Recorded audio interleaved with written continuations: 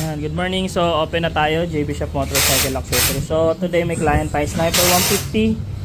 Ito naman, hard PMS. So, 110,000 odon tinakbo. So, almost lahat papalitan natin. So, nagpa-top overhaul na siya. Ayan, ongoing top overhaul. Makikita natin yung ito.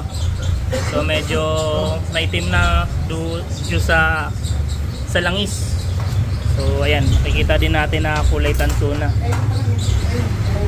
And then hard PMS natin, usually kailangan po mga 80,000 pataas na odo. So since ito 110,000 odo na, we suggest na magpalit na po tayo ng bore kit o yung black para humaba pong buhay ng motor or yung sniper natin. So ito, makita natin itong combustion chamber o puro carbon na, no? Tapos itong piston tutong na, and then itong black. So ayan. So ngayon top overhaul, palit din tayo ng clutch lining. Kita natin clutch lining, no? Yan, sunog na, no? So lahat yan papalitan natin. So ito rin yung water pump. Ayan, palit din tayo ng water pump kit. So yung lobong loob niya papalitan natin, no? Then lilinisin natin.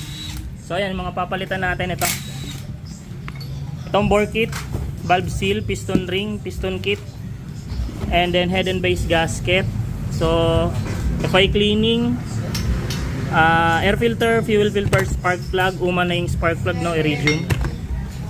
Then clutch lining, clutch damper. So sasabay na rin natin clutch damper, then water seal. Ayan, so water seal, usually yung mga lumulusot na coolant papunta ng langis, palit tayo. Ito yung papalit natin.